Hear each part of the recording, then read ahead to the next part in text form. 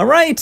Hello and welcome, everyone. We are very excited because today we have a very special episode. We have a very special author who's going to be joining us, Iris Chen, and I'll give her more of an introduction in a moment. Really, I want to thank you from the bottom of our hearts for joining AI Parenting Live. We are a judgment-free community moving from screen time to quality time. And our motto is don't sedate, relate to create. And today is certainly going to be about relating because we're going to be talking about unschooling at home. Now, to do this, we have brought in the big guns. We've brought in Iris Chen.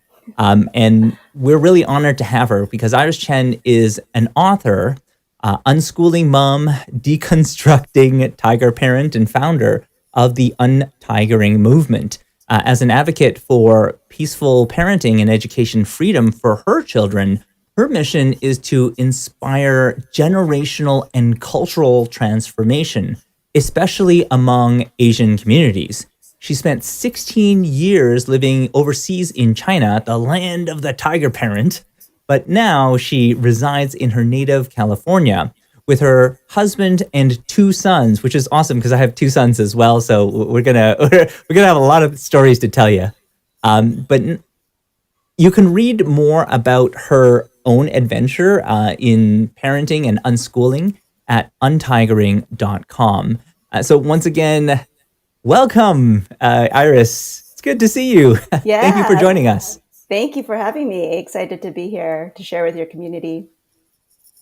That's amazing, and we're really looking forward to it. One question before we get started, just so that for people who aren't familiar with you, if you can give us a little bit of this kind of the personal growth, like how you kind of went from being this parent to going, you know what, I need to start writing about untigering. I need to start like doing all of this stuff, and your journey has been amazing. So if you could share some of that story, we would really appreciate it. Sure. So, yeah, I call myself a deconstructing tiger parent because I really started off, like a typical tiger parent with really high expectations for my kids, expecting obedience, the way that I grew up as well as a child of immigrants with Chinese parents. So, I think I was just following what my parents did for me. And then it came to a point with my oldest child, especially, where he was really pushing back against the type of controlling parenting that I was, trying to enforce in our family. And me sort of coming to a head and realizing that this just wasn't working. It was creating so much conflict and tension, and so that really brought me to peaceful parenting, where I began to understand that my child was a person with his own thoughts and feelings, and how I had really just focused on his behavior, just wanting to control and have him obey, do whatever I said, and realizing that that wasn't working. And I began to shift from seeing his behavior as disobedience to really seeing his behavior as a cry for help, as me needing to have more understanding and empathy of how to help him get his needs met. And so that led me on a journey of really questioning why I was parenting the way I was parenting, letting go a lot of those false beliefs to embrace peaceful parenting. And along that journey, I discovered unschooling. And unschooling is just really aligned with peaceful parenting because it's about consent. It's about respecting the dignity and the autonomy of our children, seeing them as human beings. And so it's about learning and living together with our children outside the construct of compulsory schooling. So it's consent-based, it's self-directed education for our children. So yeah, that's a little bit about my process. I love that so much, Iris. Thank you so much for sharing that. I, when you describe it as like yeah, like they have their own autonomy and they really want that. It really makes me think of my own kids too. Like my oldest is 7, he's turning 8 next month, and like he's really starting to develop a sense of like I like this, I don't like this, and that sense of autonomy is so important. And it to me it like we have all these questions, right? Like, okay, great, but how do we do this? Like, like let's be practical. Like, is this even possible? Like, I'm drowning as a parent. Like, how can I how can I do a lot of these things? And so, the first question I was going to ask was related to the balance of unschooling, and maybe if you could speak a little bit. And this is a tough one, but how should we balance like trying new, maybe harder tasks for kids versus uh, that like kind of growing in their like say the already the interest that they have that perhaps they perceive as much easier. So like I wonder if sometimes like in the unschooling space it's like, okay, we want to address their interests, but what happens if like their interests are mostly in things that they're familiar with and they're doing things because they're scared, I don't know, of what's new. What do you Yeah. think? Yeah. So I feel like, we always need to be in conversation and in relationship with our children so that we are helping them and supporting them the best way that we can. But I really think that we also need to resist the desire to sort of project our own values or our own goals for our kids onto them because they're, like we said, they are their own people. They move at a different pace. They may have different ambitions than we do. So even though we might want them to really improve their skills in a certain area, if that isn't intrinsically motivated, then that's really just us placing that expectation on them, right? So if they just want to play soccer and have fun with their kids, and we are trying to get them to be the championship or to be captain of the team and helping them to like gain better skills and send them to soccer camp, even though they aren't interested. I think that's something that we really need to evaluate as parents. Like, is this really about my child, or is it about me and my ego and wanting my kid to perform in a certain way? So I think like back, it has to go to I love that. consent. It has to go to like that self motivation so that we honor them because not all kids are going to want to be super achievers. So when we want to like balance, like pushing them, like why is that? What is the thing that is driving us to push our kids? So there's that piece. And I think there's also like kids who are motivated, I believe are naturally interested in improving their skills. Like if you see kids who are really into video gaming or whatever, you don't have to motivate them to get them to try to get better at this video game, right? They are naturally motivated because that's something from within them. So part of it is like if we give them the time and the support to pursue the things that they really love, kids will naturally seek to gain more skills.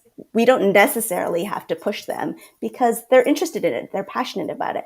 And if they don't, I feel like that's okay too, because why can't it just be play? Why do they have to be like number one and the best in everything? Part of it is Yeah. just why can't they just do it for enjoyment, right? Yeah, There I is the loved your recent blog post that talked about this, where you said every time like your kid gets into something, you're thinking like, oh my gosh, they're into soccer, they're gonna be like the next like world class soccer player. Or they get into art, oh my gosh, they're gonna be like the next artist. Like maybe not. Wait, like we don't need them to be like that. They could have interests and they can move between them. I think the challenge is so many parents think of like, yeah, that's great, but like, and I do want to encourage their interests, but then at the same time, like they're going to a school and like they're going to be evaluated on like how well they do in these things, and it's going to determine whether or not they're going to be able to, like, as a parent, I'm like freaking out. And so it's like even wonder, it's like they're for my son, for example, it could be something as simple as trying new foods, right? He's hesitant. He's like really picky in terms of his eating. And sometimes, like the other day, we were doing taekwondo, and he loves taekwondo, but there was this one board he was trying to break, and then he was hesitant to break it because what? Well, because he was scared that he would fail, right? Like he didn't want to do it. And so sometimes when we sat down and we go, well, you're not doing this because you're scared, right? Like you're doing this because you're trying to avoid these things. You're trying to do all these other things that you want to do, but they're not really interesting to you. Like you're doing them, like you're building these Legos, but you're building the same one that you built last time, or you're cutting these like little pieces of art, but it's the same ones that you did last time. You're not doing that necessarily now because you're interested in it, but you're more doing it because it's very comfortable for you. And so now I'm trying to get you out of comfort zone and trying to move you into a more challenging, like harder, level. What can we do? What would you suggest? Yeah, I think again, that's something that, I would discuss with a child and see like, is that their motivation to get to the next level? Right? Like, are they motivated to improve in this area? Are they motivated enough to overcome some of their fears, to overcome some of the challenges? Because there are a lot of things that are difficult and challenging for us, but we, as even as adults, will not pursue because we're just not interested in it, right? Like, I'm not going to be like, be into lifting weights, even though it's Yes. hard and challenging, just because like that's not a priority for me. So I think like what we are encouraging our kids to improve on, if it's self motivated and intrinsically part of them, then of course we want to support them. So I think, we just need to have conversations with our kids and not be coercive about it, not shame them, because we have, if our kid is more cautious and has more anxiety or is fearful, what we want to do is not push them, like throw them in the deep end and expect them to like, well, this is the way the world works. And so you need to go out there and do it. But what we need to do is encourage, right? So how do we encourage, give them more courage?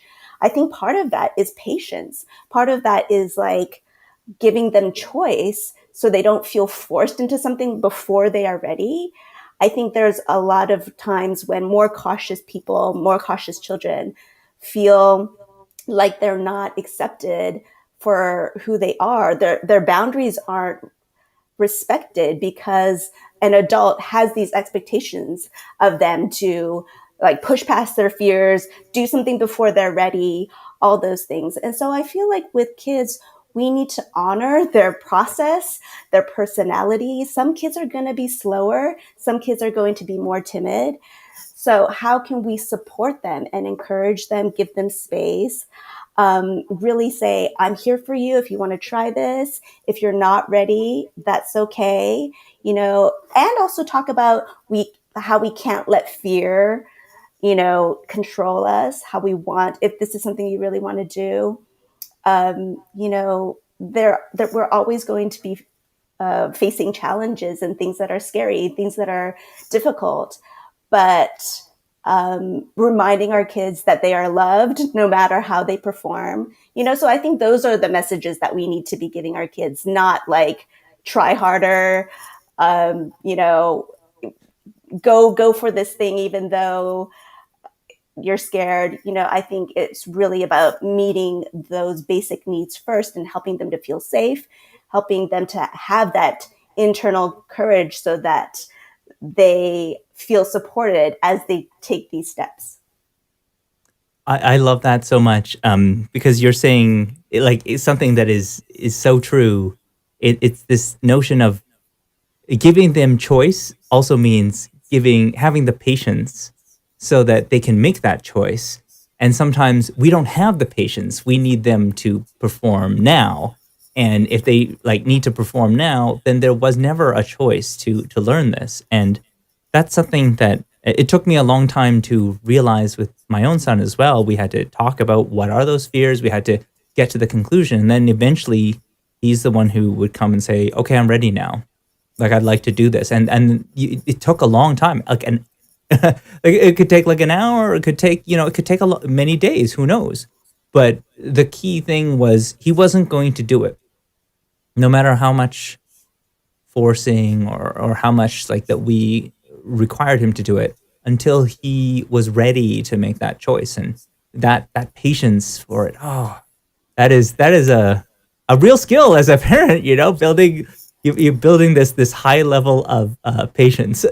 Yeah, absolutely. And I just remember, myself as a child and being made to do things that I didn't want to do, that I wasn't ready for. And I think what that does is it just creates disconnection with your parents, where you feel like they're not really honoring you, they don't understand you. They're not going to listen to your fears or your anxieties or how you're feeling. You just have to plow through. You have to ignore your own needs and desires. And so, yeah, that work of patience, that work of giving our children autonomy, honoring that is like a lot of that is on us as parents to carry that tension and that burden because it is hard. Absolutely. Like I remember, so this pandemic, that we've been through has been like one of the most trying times of my entire life. As a parent with young kids, and I often wonder like how do people get through this? Uh, in the same way, though, like by the end of it, I remember speaking to my son's doctor where he was just like bouncing off the walls and he was doing things and he's like, "Oh my gosh, do you need like more medication for him?" And I was like, "Wow, we've done it. We've built up some tolerance. We've built up some of that patience." And it took a long time to realize. Like you think like, "Oh man, at where I am right now versus like where I think I should be. Like, oh, I'm so far behind as a parent. I feel like I could be doing a lot more in terms of patience because we always see situations where we could have done better. But recognizing that we're all on this journey of developing that patience, and compared to some others like who see this externally, they're blown away at how much patience we do have. So recognizing that we do have this skill and we can see it, we do see it improve over time. Not that we're perfect, but it's like we're recognizing we're trying to build something. Our capacity for handling their their choice, their emotional outbursts, their like whatever it could be. So I love this so much. um, so that kind of leads me into thinking about the next area, and if we can talk a little bit about. So you've been talking about this already, right? The adult, like what the adult wants versus what the child wants. And so how do we balance our parental goals? Like we have these high goals for our child, as you had described, like, oh, I want them to achieve, versus their obviously their own interests and their own choices. So how do you like? Is there a balance? Is it just their choices? Is it just our like? It feels like you wouldn't just have one or the other. Like, what is the right balance in this case?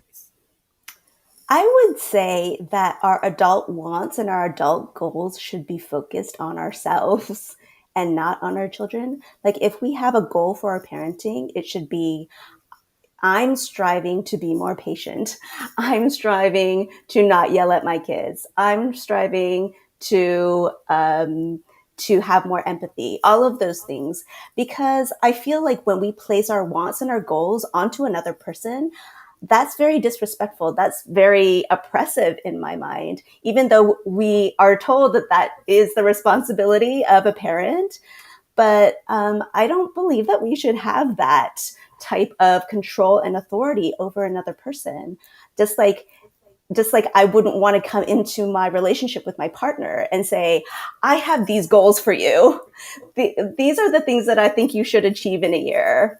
And I wouldn't be a good wife if I didn't, keep you on track with that. I think that's just very dehumanizing and very disrespectful, right? Like our partners are their own people. Our children are their own people. And so how can we come alongside them as just to support them, to honor that their individuality, to know that I might have my own goals and my own personality, my own ambitions and dreams. I get to pursue those for myself. And you are your own person with your own goals, personalities, and dreams? And how can I support you in living the life that you want? Not the life that I want for you. The life that my child wants may be completely different from mine. And so in that way, I don't know if there is a balance, at least in my mind. I think that our focus really needs to be on our own self-control, our own like pursuing the things in our lives that we want for ourselves, and supporting and empowering our kids to be fully themselves instead of needing to please mom and dad, needing to live out our dreams, meet our goals. I really have been trying to resist that in my journey. That's a good point because often we have our own dreams and ambitions, and then we put them into our child. Like, oh, we weren't able to achieve like the top level at whatever, and then you're gonna achieve it, and then my goal is gonna become your goal, and without ever asking them, well, is that really the goal that you wanted? And then later they come to like, let's say they even do it or and they succeed, they could still have a lot of like regret and resentment. And if anything, it feels like the balance is too much on the parenting side, like the parent goals right now, and it's too little on the like what does the child actually want? And like we ask them to make good decisions, but if we don't give them those opportunities to make good decisions, they don't have the experience. They have to sometimes learn by making mistakes, by not Mm-hmm. getting things right all the time. So I love that. I love that. Mm-hmm. That's very powerful. Um, but Iris, like if we can like dive a little bit more into this, in your book, you specifically talk about like we need to rewire, we need to rethink about what we mean by parenting. Can you go over like what are some of those things that like we other assumptions that we build in that maybe it's from our own upbringing that sometimes we need to rethink if we want to consider untigering to be something that we want to use as a parenting strategy at home. Mm. I mentioned one of those right now where I think we need to rethink what our parenting role is, because I think we're like mainstream parenting, the way that we've grown up, we assume that our parental role is to control our children, to make sure that they turn out well, to for them to have a better life, whatever that looks like, than we do. And so I think part of it is to not see our parental role from sort of this authoritarian hierarchical framework, but how to reframe that so that it really is about partnership and about communication, about love and trust, that's much more relational, where we share power with our children instead of use power over them. So I think that for me has been a huge, paradigm shift, where we see children as human beings and honor them instead of dehumanizing them. That's another thing that I say, where we need to rethink our beliefs about children, because I think we do have a lot of dehumanizing beliefs about children, where they like it's totally acceptable in culture to control them, to silence them, to ignore them, to oppress them, to control them. All Mm, these things that we would yeah. never do to other populations that we feel is right and good to do to children. So that's something that really needs to be questioned and challenged. How can we begin to see children as whole people? And once we begin to see that, I think that causes us to really question, well, why do I think that I have the right to force them into this thing when I would never force my friend to do that? Why do I feel like I can say this to my child when I would never say that to my partner, right? So I think there's a lot of adultism that we need to question. Um, I think another thing is just to rethink misbehavior. And this was a big thing for me because Hmm. when we're always focused on how our child is behaving and wanting them to behave in ways that are appropriate, that make us feel good, that like make us feel like we're doing a good job as a parent, we're missing out on what's happening underneath the surface, and how all behavior is communication. All behavior they're all attempts to get needs met. And so rather than being very punitive, having a lot of rules to try to control behavior, it's more about understanding what are the emotional, physical, all those needs underneath that are driving that, so that we can have a lot more compassion for our children and help them to meet those needs in more appropriate ways. Um, I love that. I remember hearing like at the Parenting Decolonized conference, someone said like, I think it was in the chat. Somebody said like, our child is not having challenging behaviors. Like like there are behaviors that are challenging me as an adult. There are communications that are challenging my level of patience, my ability to cope with those types of things as an adult, and as my own experience. Like and this it runs short all the time, and it was this kind of realization that you know what, I cannot go and control his behavior, and things are going to happen, but if I can spend a little bit more time to understand, oh, he's saying this and he's doing these things, but why is he doing that? Oh, because he's missing this. It's like it just forces us to be way more thoughtful about the parenting, and I think we would do the same for any friend. We would do the same for an employer. We would do the same for like people even on the street that we see. So it I think it makes so much sense to rethink this behavior as a type of communication, just like you would interpret another adult. Like they're trying to explain things to you. They haven't built the vocabulary. They don't have all the same facilities to explain what's going on. So we have to step up that much more with kids, and that's not easy for a lot of people. So I love Yeah. it. Yeah. Oftentimes we're just reacting to their behavior, and we are exhibiting the types of behaviors that we're not accepting of in them, whether they're yelling or, throwing a tantrum or whatever it is. We're doing the same thing to them, and we feel justified in doing it. So I do It's think a awesome, lot of it is stretching our own ability to understand and to tolerate that, give them the space which is huge. to, yeah, to do that by We having need more that. understanding. We've got a question from Ashley Ann. She's asking, what other unschooling resources do you often return to for yourself? Like, is there a book? Is there a podcast? What would you suggest? Yes. So I listened to Akila Richards, her Fair of the Free Child podcast. I listened to Exploring Unschooling by Pam Laricchia. There are so many unschooling people that I'm connected to now, and it's honestly very helpful to connect with other parents, other families that are doing this and are a little farther ahead. Because when we hit those hurdles, hit those bumps in the road, it can really just encourage us and to let us know that it's okay, keep on going. There's light at the end of the tunnel, or other families are doing this, and things will turn out fine. I think another resource is Peter Gray. I love what he has to say. He's like a psychology researcher, and his son went to like a self-directed learning center as well. So he talks a lot about unschoolers. There's so many out there, but those are some that come to mind. That's awesome. Thank you so much, Ashley. We appreciate the question.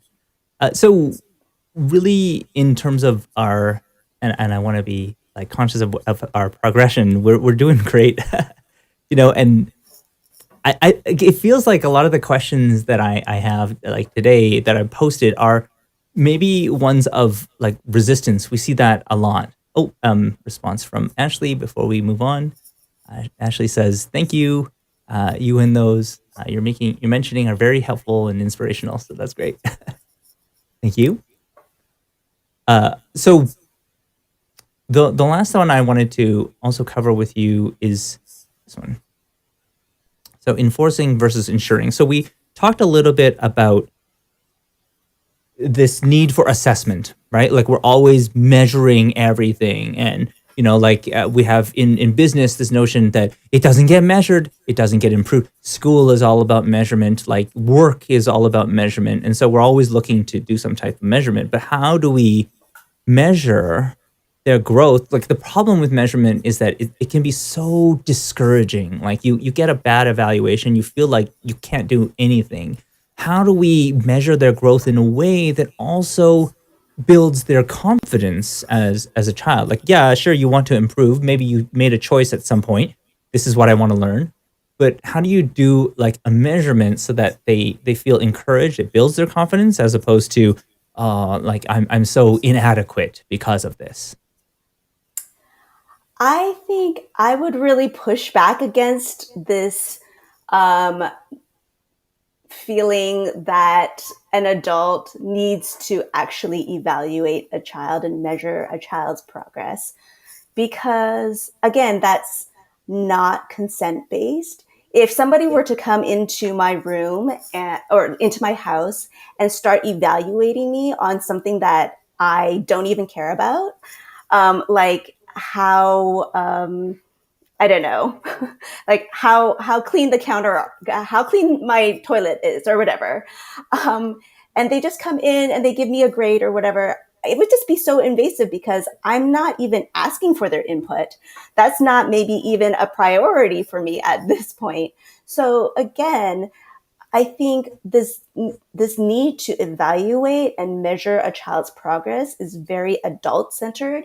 It doesn't really have anything to do with our children and their desires, their goals, their interests. Um, there are ways to do it, of course, if our child is intrinsically motivated, they want to improve. So if I was just watching a documentary about Naomi Osaka, and if she's wanting to improve in her tennis skills, she will find a coach to do so, and that coach will give her helpful feedback and evaluation and ways to improve. But she has done so consensually. She has done so because she asked for that feedback. If that feedback was given to her without her consent, just because somebody walked by and wanted to comment on her abilities, that's just rude, right? It's not helpful. It doesn't encourage them. So I think we need to go back to that basic thing where, are we giving feedback consensually? Are they asking for it? Are they wanting to improve in their skills? Or is it, again, the desire of the parent to evaluate and measure and make sure that they are, meeting certain standards that are honestly arbitrary, and more focused on what the adult wants than the child. So I think, yeah, we need to go back to the whole consent piece to me. I think that's so helpful, right? Like, because the way that you would evaluate versus the way that you would encourage would be two different things. And if you're like, for example, for my child, maybe all he needs is just the type of encouragement, like because he's at a point where he knows that he's got some struggles, like he doesn't necessarily need an evaluation to tell him. But by getting the type of encouragement that he did something well in like some area that he's interested in can be enough for him to motivate to go deeper and to try harder things by his own. Like he'll kind of reach to that point, and it's kind of it's tough to like go, I see you're kind of interested in this. Here's a roadmap of things that you need to do tomorrow, and I'm going to evaluate you on like level 1, level 2, level 3, and then that's going to be your progress. But it's more like getting to a point where like they feel like it's a safe environment for them. Like, okay, yes, when you make one of these, I'm gonna go and share that with the grandparents. I'm gonna go and you're gonna get a ton of feedback from them. They're gonna love it. Is that something that you would like to do? Because they want to do that as well for you, and so they don't necessarily have I would give it a 5 out of 10. Like the grandparents don't do that, right? Like they'll give you just like positive words of encouragement, which may be really what you need. And I remember saying this to my son, like everything that you learn in school is like it's been done for hundreds of years. right? Like it's certainly possible to do. But really, the challenge at this point isn't your abilities. Like we know that you are able to do it. The question is like, do you have the confidence, to get to that point? And if confidence is the thing that is missing for a lot of like kids, because they're extremely capable of doing things, then what can we do to build up that confidence? Because like I've spoken to my own parents, they're like, well, we just like sat you down and then we got you to do all those assignments. I'm like, yeah, that helped. Like, 'cause, like my own tiger parenting experience, that may have helped, but it was really the point where I started to realize that if it, if it, if I can figure out a way to relate it to creativity, like which was something that I was very interested in, I can make it work. Like I will go and learn all of the hard things that need to be learned, no problem. It'll be easy for me. Versus if they sat me down, it didn't really help. It was really the confidence that I could apply creativity to many other domains that really kind of stood out for myself. And I kind of wondered, like maybe you've got similar experiences yourself, because we're all working against our against the way that we were parented. Hmm. Yeah, I definitely, felt like just, yeah, needing to grow in confidence. I feel like when I was a kid, the type of affirmation that I got in school and maybe my own personality, it really caused me to be afraid to fail, actually, to be afraid to be less confident or less risky in things that I felt like I could fail in because of that perfectionistic personality that I have, and because of the school mentality that reinforces there's a right answer and there's a wrong answer. If you get the wrong answer, you get shamed or whatever. So I think with our kids, if we want them to grow in confidence, part of that is they need to have a sense of choice. If a child feels helpless, if they feel like everything is just they have no autonomy, they don't have any power over their lives, they internalize a sense of helplessness and depression because they don't have any Yeah. choice in their lives. And I think, again, our children we are not meant to be all things to all people. We don't need to be good in everything. So how can we be confident and excited about the things that we are good at so that we can dive fully into those things and know that we are each designed, created differently to contribute something different to the world. So we don't have to be good at this particular thing. I don't have to be good at math. And I'm not. I'm horrible at Me math. neither. But that doesn't mean that I need to apply all my energy to get good at math. I mean, if that was my desire, I could do it. But maybe I can apply that energy and that creativity, that confidence to something else that I am really interested in, whether that's writing or, sharing about unschooling or whatever. And to say yes, to have the freedom to say yes to those things that we really care about.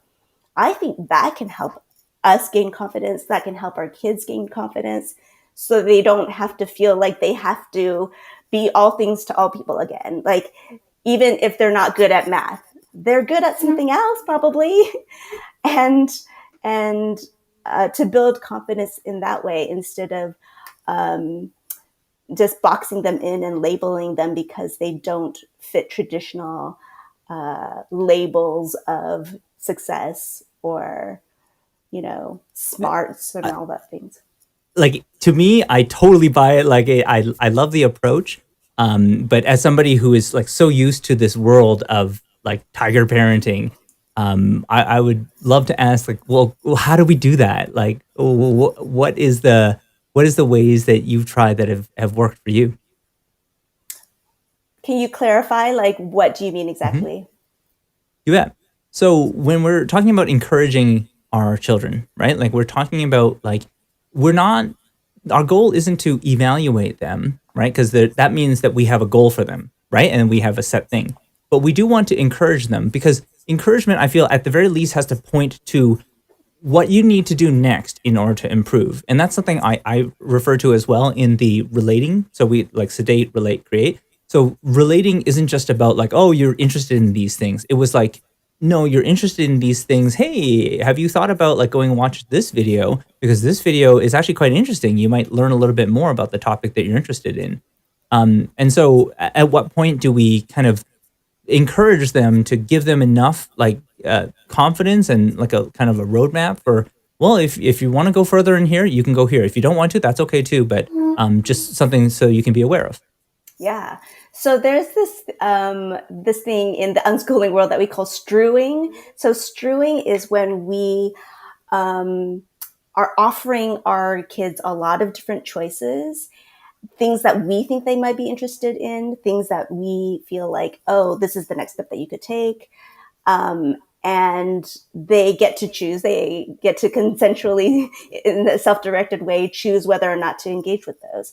So as parents, we can always be strewing. We can always be offering, inviting, encouraging. It just shouldn't be coercive. It shouldn't be like, I have the roadmap. This is the next step you have to take.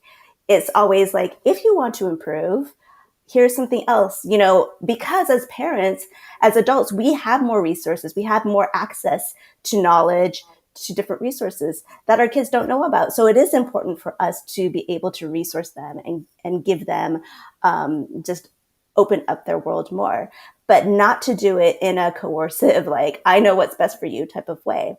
So for example, with my one of my kids, he's really into digital art and drawing. And there's like so many resources out there right now for like YouTube tutorials and all those Yep. things. And there's classes. So I asked him, okay, do you want to take an out school class? Do you want to go and like learn from an art teacher? All those things. And he wasn't really interested at that point. He's like, no, I'm fine. And for like months and months and months, he, just continued drawing based on his, what he already knew, just dabbled and played around. And then it wasn't until more recently where he's been watching more tutorials, just experimenting more with different eye shapes and like anime styles and stuff like that. But I had to wait for him to do it in his own time. Like I couldn't force it on him, because if I forced it on him, then he would resent it and not, perhaps lose interest. So part of it is like following their flow. Every child is going to be different. Their willingness, their ambition, every child is going to be different. And so how can we follow their lead, follow their flow, offer them what they want, but ultimately do it in just an encouraging partnership type of way instead of a coercive way. Okay, so strewing is like, yes, it's offering many choices, but it's also combining that with the time, the patience that's needed for them to come and make their own decision. And it means that I can offer you 10 choices or I can offer you two choices, but you may choose none of those, and that's okay. You may take longer. You may be like at the point where, okay, now I need those eyes. I need to be able to, as you described, like I need to be able to go in a little bit more detail for drawing. Okay, now I want to learn that stuff. And so it's just in time with what they wanted to learn. And nowadays, that's like way easier. Like it's easier than ever to do something like that. So Mm-hmm. I'm starting to, okay, strewing is starting to like it's starting to click a little bit more for me. Now, the other thing that we were talking about was and it was like this perfectionism and parenting, and I was kind of curious about your perspective on this. Like, if if a lot of our perfectionism comes because we had a lot of pressure as parents, like our parents put a lot of pressure on us, and as a result, like we're putting pressure on our own kids because we want them to perform, and we think that like, oh, we're gonna feel so accomplished if our kids are like well accomplished. But I think that this kind of leads to it, like it's not just an effect onto the on the child, but it's also an effect on the parent as well. And what have you noticed yourself when you have this ability to let go of perfectionism, let go of my child needs to perform like at a certain level, otherwise I won't feel like I'm adequate as a parent.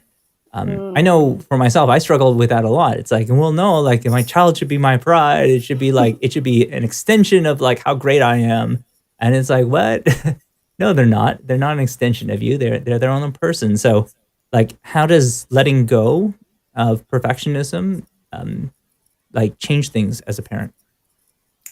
That has been huge for me and part of my own like untigering process, part of my own healing journey because really a lot of it had to be me untangling my identity and my worth from my performance, which when you grow up in like a tiger parenting household, you believe that your performance, like your belovedness, your worth, your value is based on your performance, how obedient you are, how well you do in school, what level you are in the Suzuki level of piano or whatever it is, right?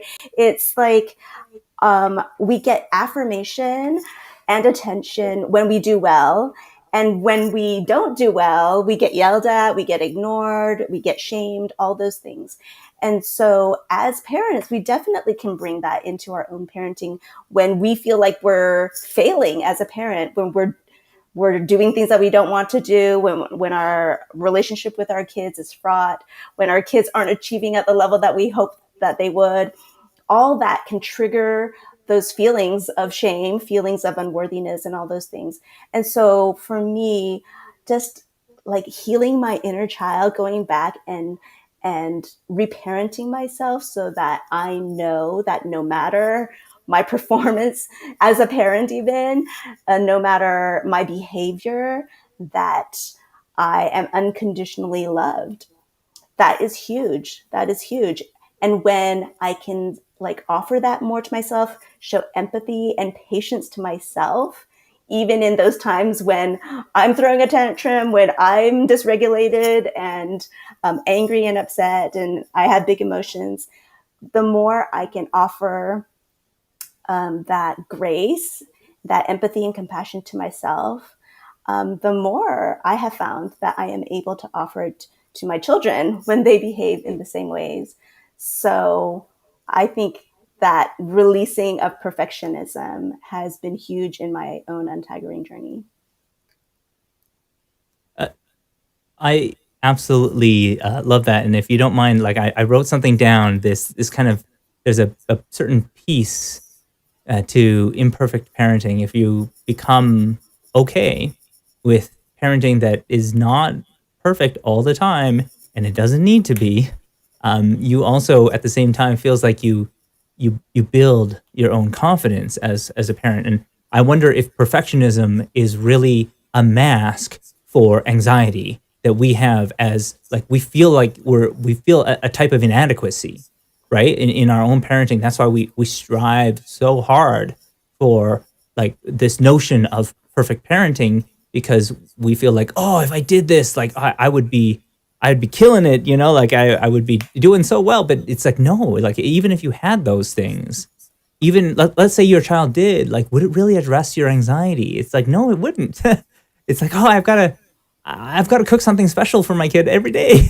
Otherwise, like they're gonna starve to death. It's no, no, they're not. They're not gonna starve to death. Like, but it's tough because you have a strong expectation that, like, maybe I expect that I cook food that they're gonna eat and eat every time. And it's like, no, it's not gonna be like that. And I think that's a tough one, right? Like I remember a few like crying sessions, with my wife. It's just like this is not easy.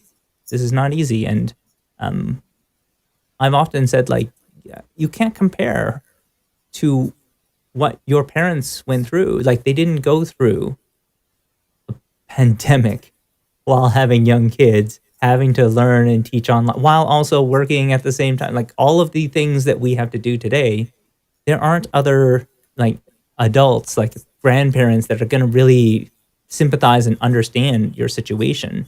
And yes, they're like recognizing that what advice they gave you is advice that they were given from their grandparents or their parents.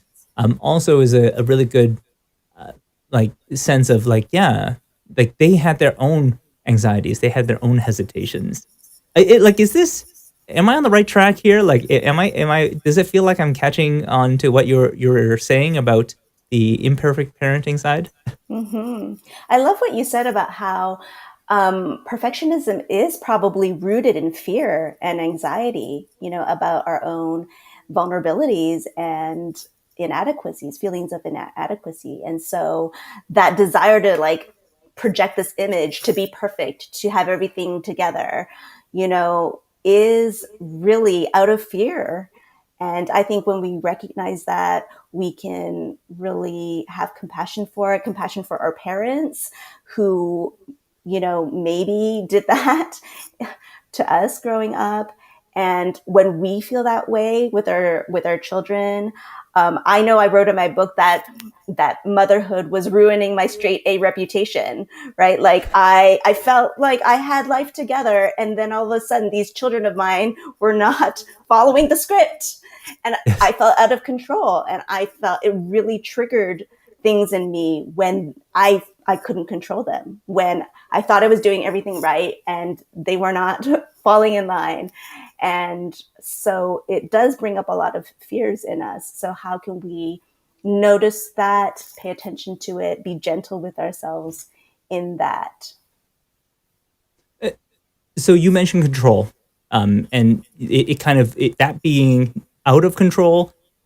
Like for example, like with the kids, for example, that being out of control as a trigger for a lot of the anxieties that you had as a straight A parent. And I was wondering if you could expand a little bit more on this notion of control and out of control, because I found the same as well. Like it was very hard to let go of the control of their like of the child and of their behavior, and to start to embrace, like I was spending so much time like focused on their behavior, which I couldn't control at all, and I was spending no time on the environment that they live in, right? And just saying like, you know what, I could change that environment. Okay, I don't like him like opening up the pantry and then like getting all the chocolates in the morning. Well, then I'm gonna put a lock on the pantry so that they can't do that.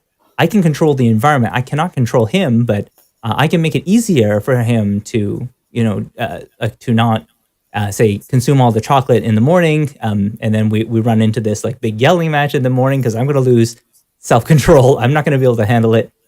So can you like help us understand like how do we separate those aspects of control? How do we feel comfortable with the control that we do have and the control that we do not have? Mm.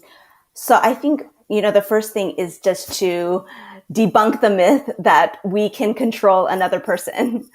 Really, Right. we can barely control ourselves, So it isn't our job to control our children, right? It's our job to be able to regulate and self-control ourselves, like to control the words that come out of our mouths, to control our reactions. It's not even our job to control our emotions or our thoughts. Um, I think just to allow those to come, but to control how we respond to those. So it's really important for us to have the freedom to feel whatever we feel or to think whatever we're going to think, but then to take a step back and to notice it, to give it space, be aware of it, and then to mindfully choose how to react, how to respond, how we're going to act on that. So to resist control, the false belief that we can control somebody else, to be able to control ourselves, work on controlling ourselves and our reactions. And then, like you said, controlling the environment. Because it's unrealistic for us to expect certain behaviors for our children who perhaps are very young and still learning.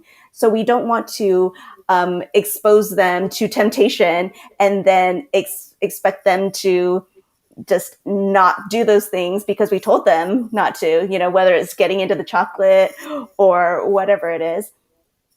so we are can be responsible for um, creating an environment that is safe for them, where they can have freedom within that environment.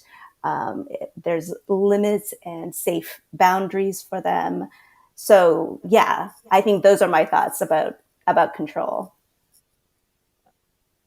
I love that so much because you're right. Like there's a lot of this notion of controlling other people, which makes no sense, right? Like we're not there to control other people, but there are some things that we can try to control. We can control how we react to different situations, which is not easy. I mean, this is a skill. Like, don't expect perfection there. And then we can also control our environment. Like, so we say like it's hard as for us as adults, to control outside of our own environment. And if we don't go and do something about the environment, like we will have hard times. So for our kids, we're not setting them up for success. So you don't want that. Like change that environment and find a way to do it differently. And so I think that was a really strong realization, is that we put so much response, like when we're so heavily involved, like we talked about, like on this notion of like the tiger parent who is like heavily controlling everything. And in that kind of situation, especially when it comes to like the behavior, the results and the performance of your child become your responsibility. And you can have a lot of anxiety around, oh, if they don't perform, then it's your fault. It is not their fault. They don't feel responsible that, oh, okay, well, I didn't perform. And I think, I'm also very curious, like what like their what does, hey, I'm comfortable with you taking control, like what does giving back that can, like taking away the need to control things, what does that do in terms of like our comfort on the results? For example, they don't hand in their homework, they fail the assignment, they don't perform well in their schooling. How what do we do in that kind of situation? Like, how does it feel?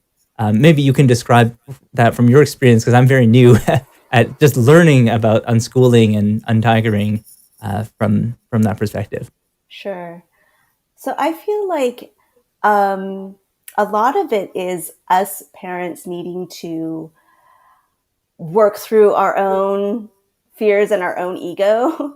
So, sometimes we try to step in and save our children from pain, save them from the consequences of their actions, because we're uncomfortable with it. We're uncomfortable with seeing them in pain, with having them experience negative consequences. And I think as parents, we need to develop resilience in that area, where we need to give them the space to make mistakes, because that is a huge learning opportunity for them. If we're always the one on the outside telling them what's wrong, and then controlling their behavior so that they never choose what's wrong, they will never really learn about cause and effect. They will never learn about the natural consequences of making certain decisions. And so we need to really allow them the opportunity to make choices, to make decisions, and to make bad decisions.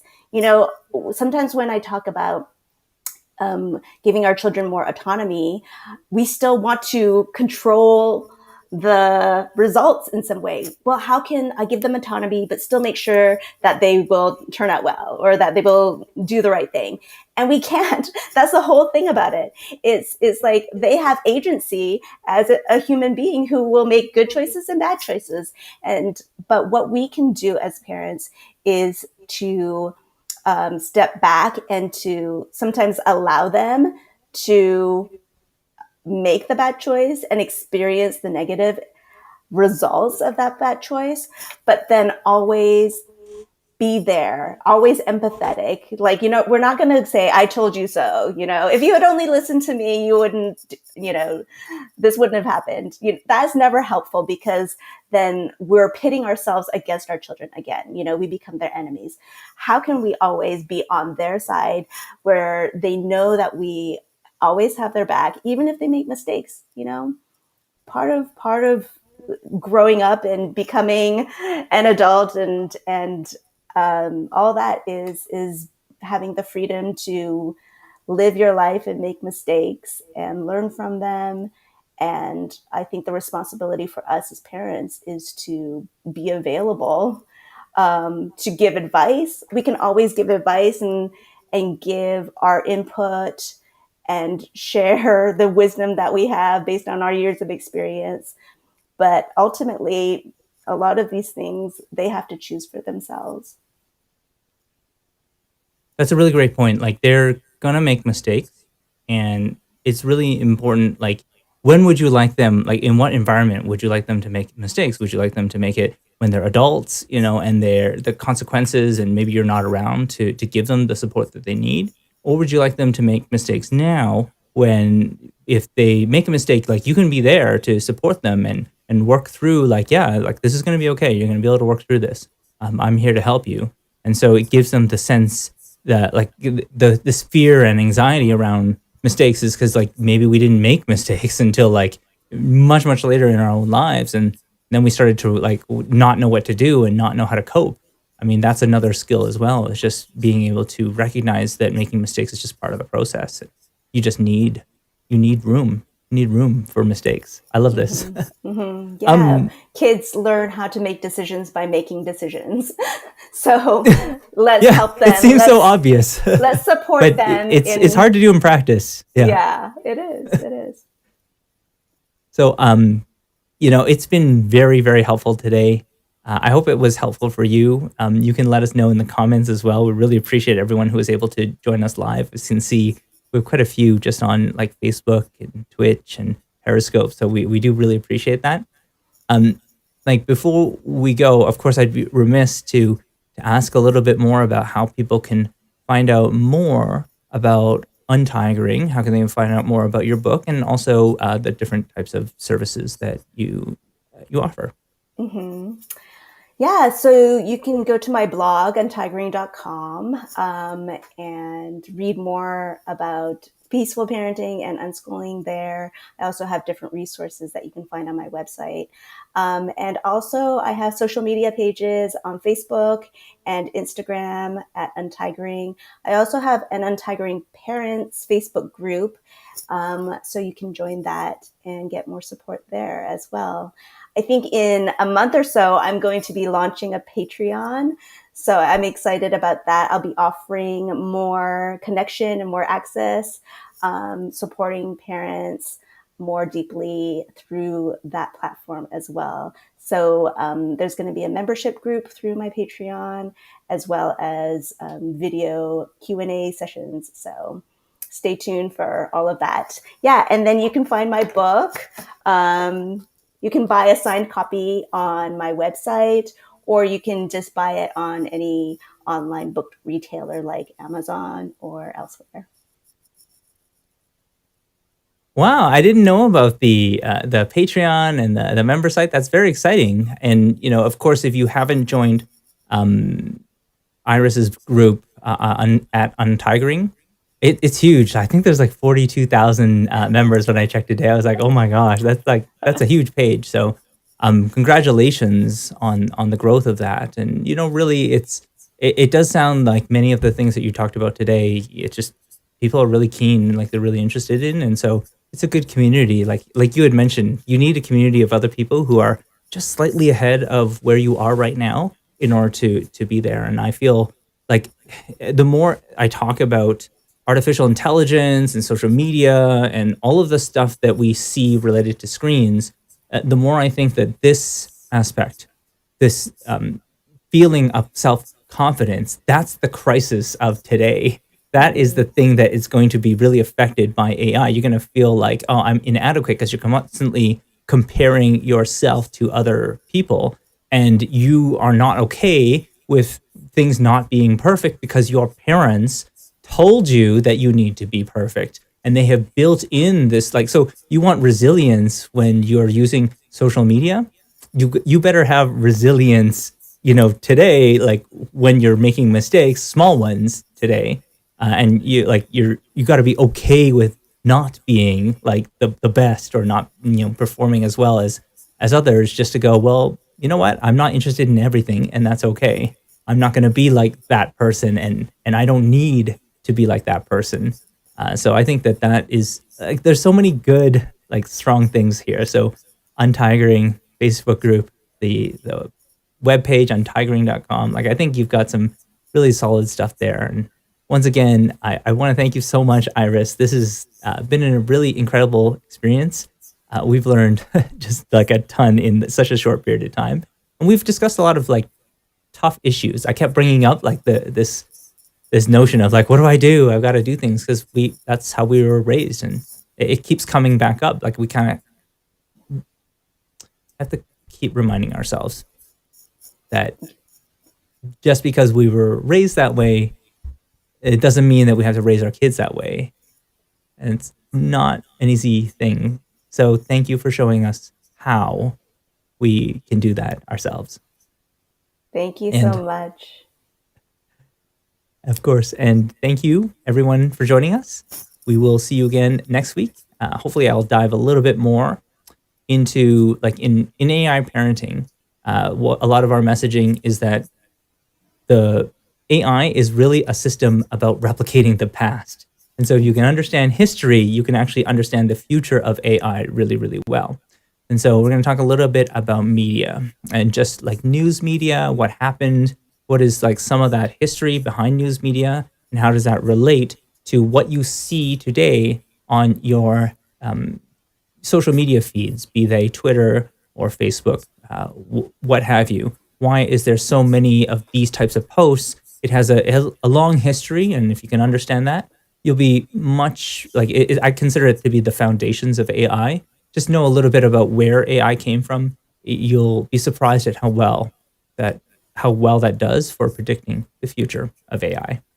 In any case, thank you very much. We will see you all next week. Bye, everyone. Bye.